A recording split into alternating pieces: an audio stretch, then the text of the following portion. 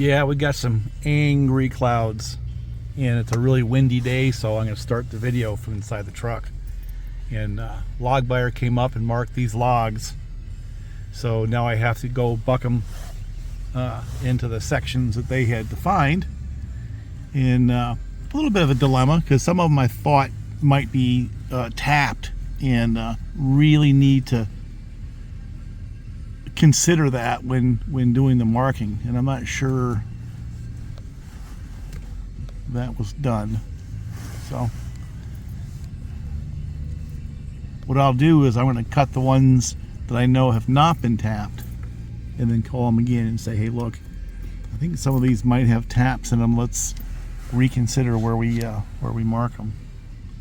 So, and you know, in terms of saw choice on a day like this, power, you know what I'm saying? And I'm just going to eat up chains, because dragging those logs out with a dozer is a blessing and a curse. I think I lost quite a bit by doing that because of the mud, and by having that chain tied to one end and having that log sort of spin and turn in the mud, I don't think did any favors to anybody. So I got a lot of work to do here. What I'll do is I'll park the truck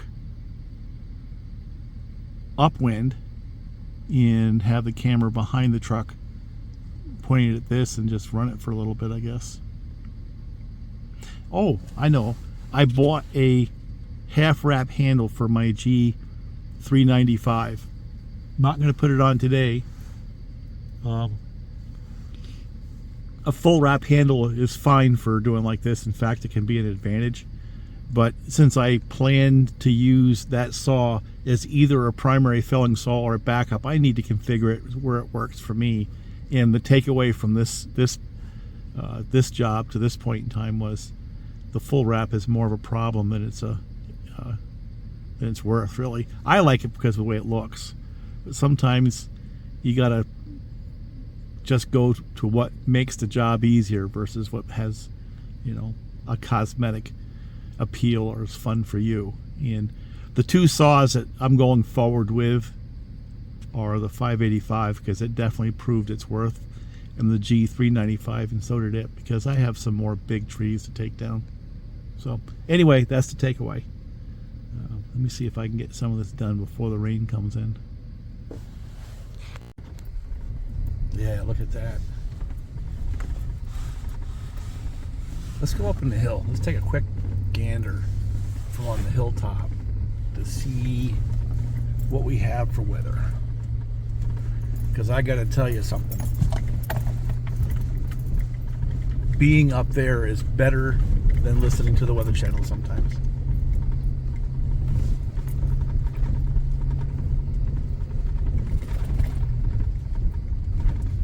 It's really, really, really wet up here right now.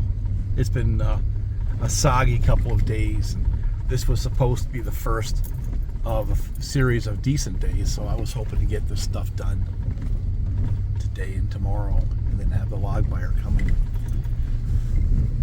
reward me for my hard work. But I have a hunch I'm going to take a beating on these logs.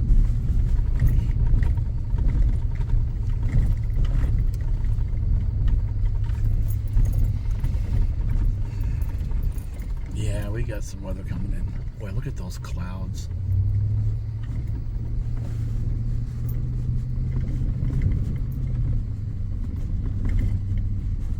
The wind is coming from that direction.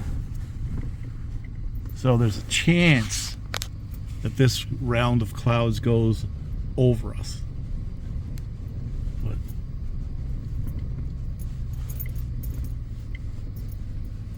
we will see.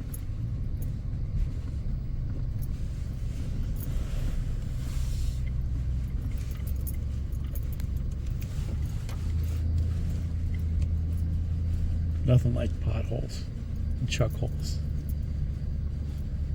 See, if the weather was coming from,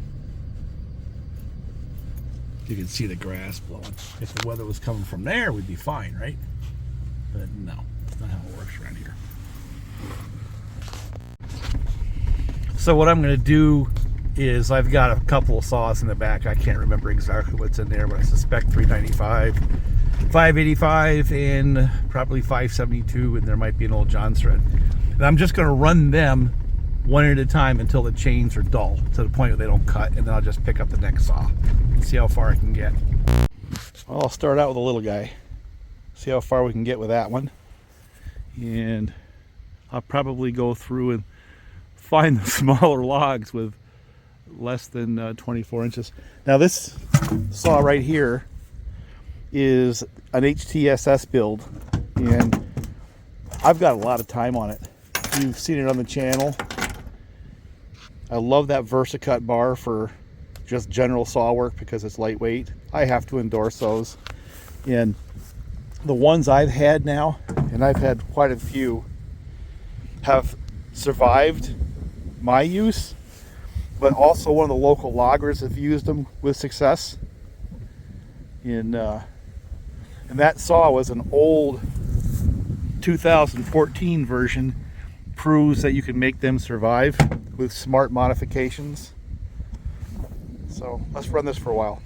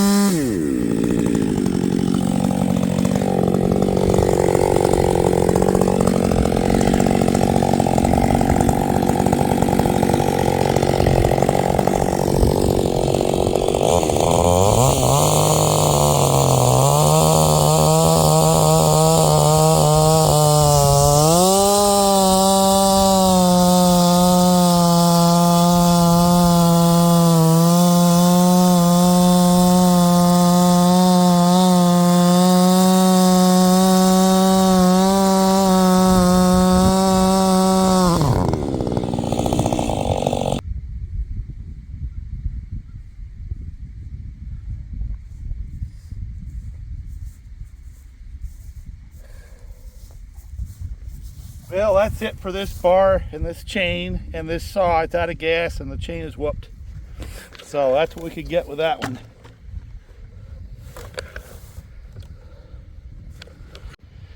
We continue with a 572. Looks like I gotta tighten up the chain, but I'm just gonna run it the way it is because it's a pain in the ass to get to it with that full wrap. That's another saw I gotta bring back to a standard wrap, I think.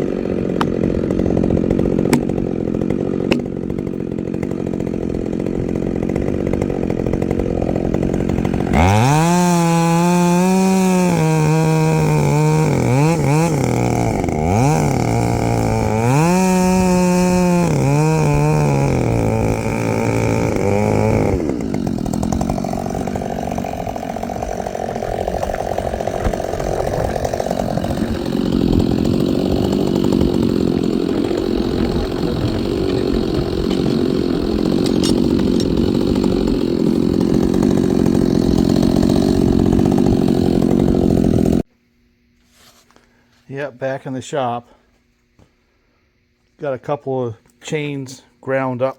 I'm going to go up and start bucking on those logs with those, but I want to sharpen up these too. They got dull pretty quick in that dirty wood.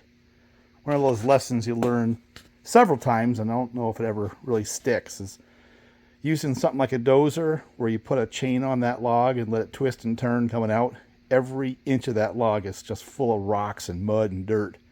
And that's going to cost me on the sale price, but it's also costing me on chains. So going back to the winch is what I got to do.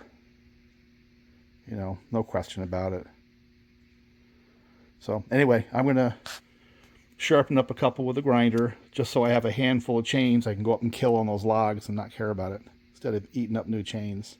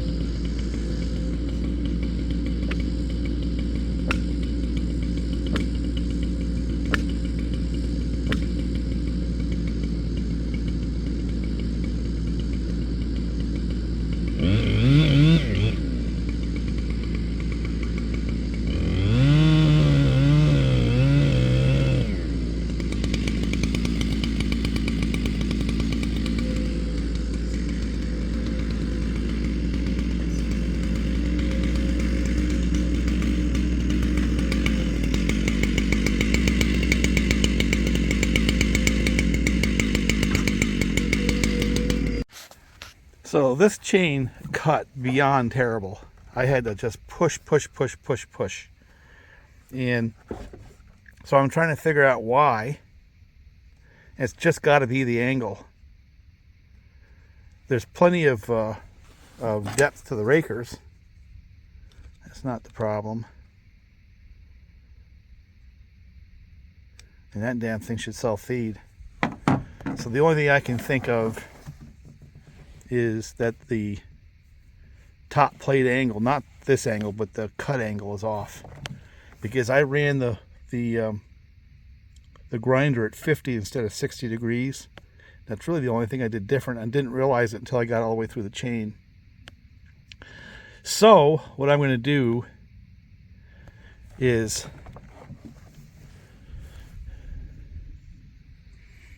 just find a little piece of wood to make a cut, and we'll do it before so you can see how terrible it was cutting, and then we'll try to file it back into shape and do an after. How's that?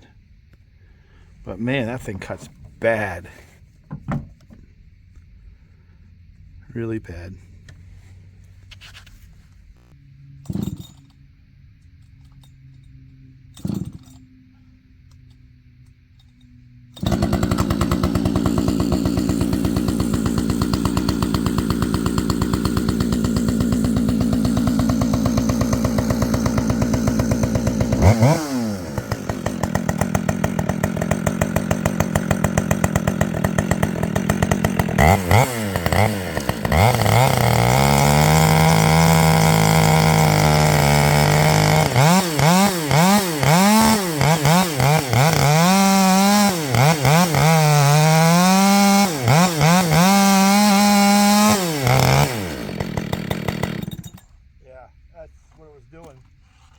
Making dust.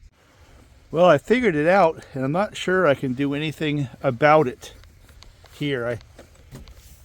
I think this is a grinder gone wrong, and I'm not sure it's going to show on the video, but I'll try. If I set my file in there, if you look really close, you can see that it's really not getting, I'm getting gullet, but it's not getting that top edge. I'm not getting there. I don't know if the camera shows it, but there's probably 2 or 3 thousandths between the file and this top edge. So that's dull. It's just really dull right there. So the only thing I can do, because for whatever reason it's changed so hard that I can't file it with these files. These are both a Husqvarna file and a steel. It's just not touching that top plate. So the only thing I can do is go back into the shop and get rid of the wheel that I put on there and hit it with a different wheel that actually gets to that top edge. So this is called grinder and lack of attention to detail on my part just ruined a chain. Probably 2 or 3 chains actually, because I tried a couple of them and none of them worked. But that's what it is. It's just simply not getting to that edge. I'm going further in on gullet, but I'm not touching that top edge. So anyway, I'll go back and touch it up and see if I can make it cut a little better. You can actually see it better on this tooth right here. It's almost round. Yeah, they're real dull. That's what it is. Jeez.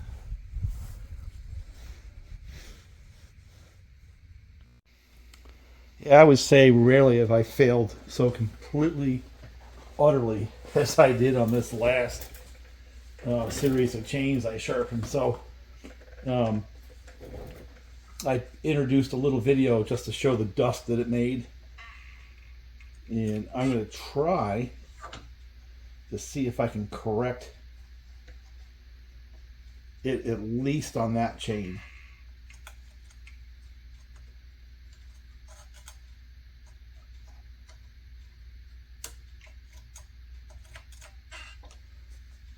But I don't know. Let's see what happens.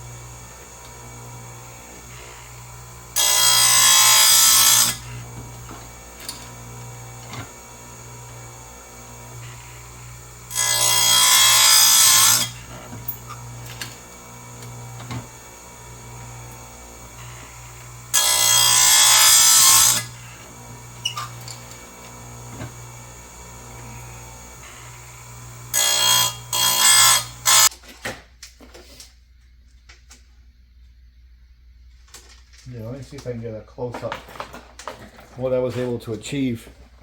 It's still not perfect, though. I'm looking at a couple of them and realizing even now there are some that I didn't get what I was looking for on the top plate.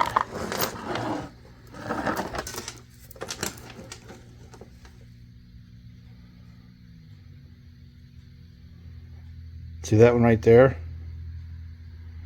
That cutter is not going to cut.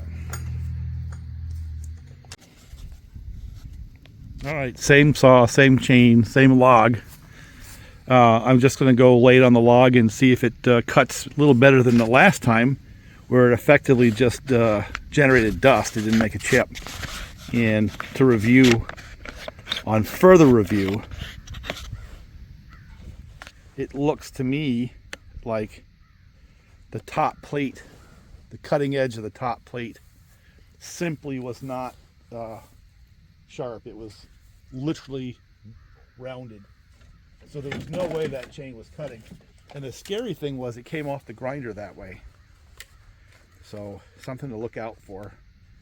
Now what I did is I went and dressed the wheel a little bit, and I changed the angle of the cutting wheel a little bit.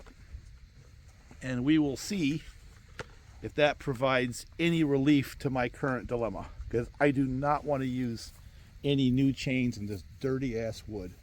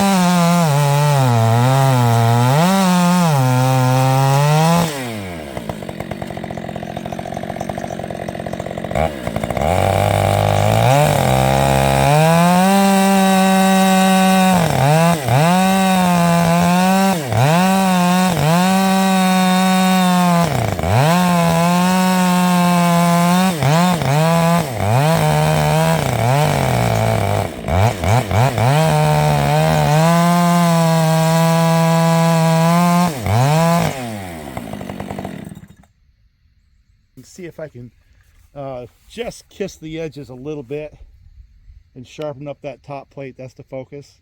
The problem is when I was trying to do that before, none of my brand new files from either Husqvarna or Stihl touched this C83 chain. So anyway, I'll put the camera up.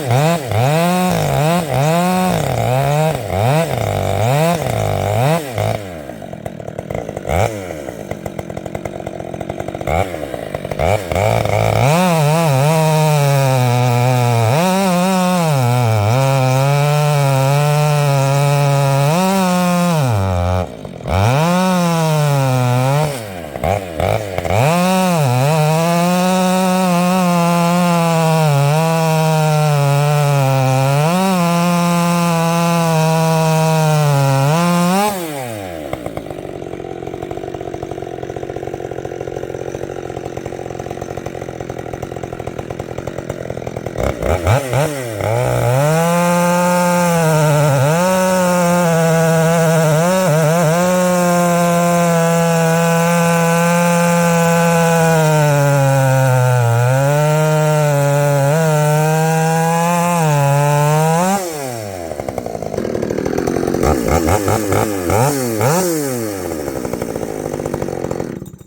So that's still not as good as new out of the box C83 or a C85, but that's usable.